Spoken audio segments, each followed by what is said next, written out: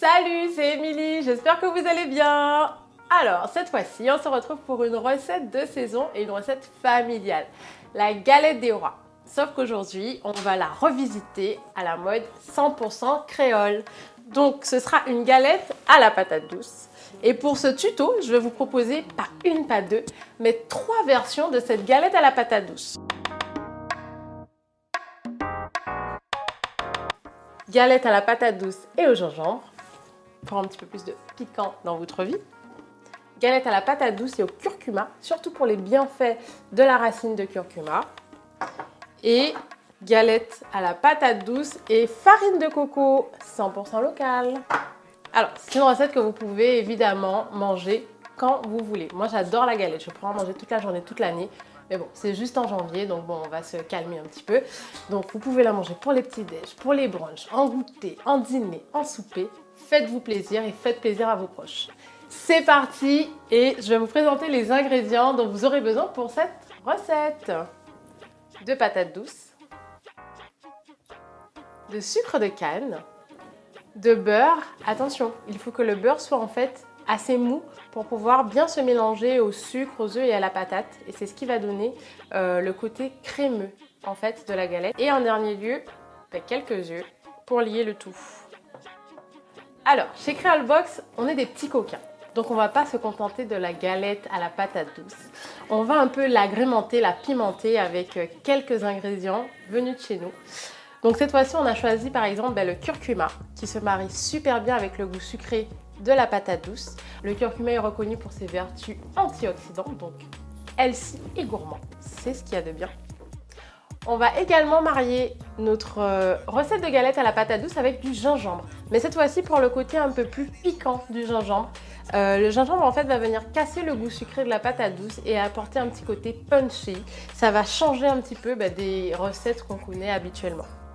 Et enfin, dernière version de la galette avec de la farine de coco. Alors c'est une farine de coco fine et 100% locale. Alors première étape de notre préparation de crème de patate douce, la cuisson de la patate. Alors on démarre la cuisson à froid en fait pour ne pas agresser la chair de la patate douce et qu'elle reste tendre pour pas qu'elle devienne élastique. Donc vous plongez tout simplement vos patates douces dans de l'eau. Sans rien, juste comme ça. Et ensuite, vous démarrez votre cuisson.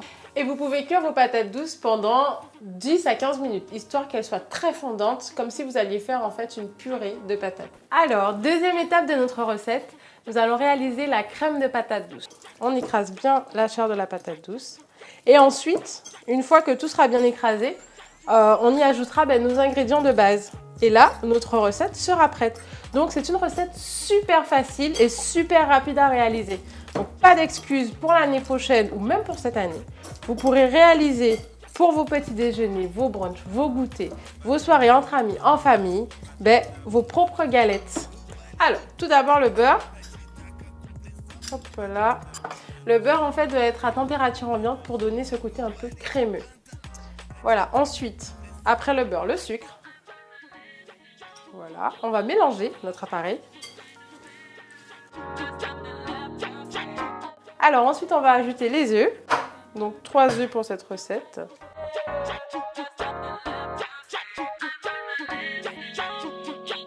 C'est l'heure maintenant d'aromatiser notre préparation à l'aide du trio gagnant, comme on le disait tout à l'heure.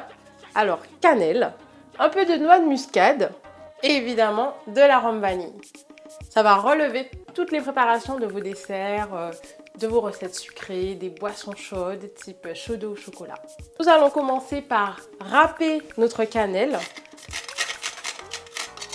un peu de muscade et de l'arôme vanille. Alors j'en mets une cuillère à peine une cuillère à café puisque c'est super fort. Mais qu'est-ce que ça sent bon et qu'est-ce que ça relève les préparations. Alors une fois qu'on a fait notre crème de base, là en fait on l'a séparée afin de réaliser les 3 variations. Donc rappelons-le, on aura une variation au gingembre, une à la farine de coco et la dernière au curcuma. Petite astuce, si vous n'avez pas de quoi en fait doser vos épices, vous utilisez en fait le manche de votre fourchette, de votre cuillère, enfin de ce que vous avez pour micro-doser les épices.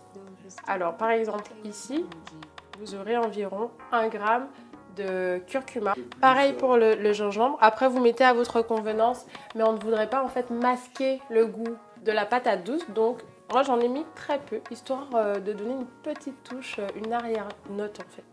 Voilà. Et pour la farine de coco, je vais en mettre un petit peu plus. Parce que ce n'est pas une épice et donc on peut en ajouter afin de donner plus de consistance à notre appareil, à notre crème de pâte à douce. Voilà. Alors ensuite, notre pâte est déjà faite et déjà abaissée, donc on aura juste à l'étaler sur notre plan de travail et on va en faire des petits disques.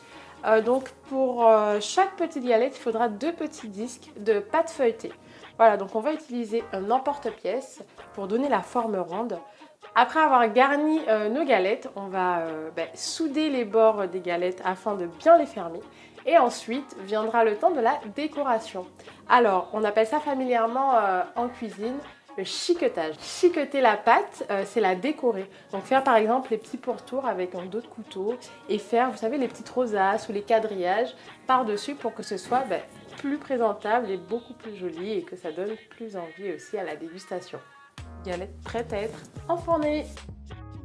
Donc direction le four, comme ce sont des galettes individuelles, ça ne va pas cuire très longtemps, donc environ 10-15 minutes à 210 degrés.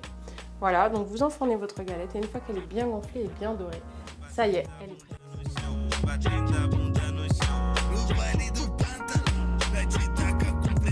Nous revoilà après la cuisson de nos galettes, voilà le résultat.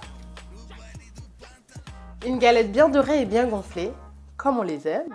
La suite en images.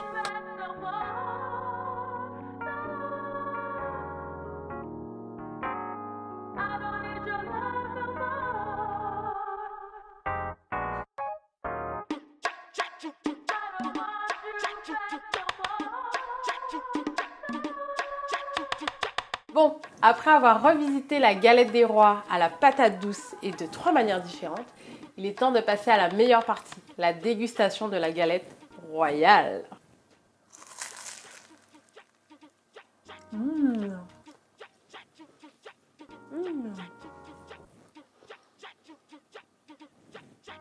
Très punchy, ça c'est une galette patate gingembre. J'espère que j'ai pas trop de miettes sur la bouche. Excellent, excellent, franchement elle est trop bonne. Si vous désirez plus de recettes 100% créoles, n'hésitez pas à faire un tour sur mon Instagram, juste ici, below.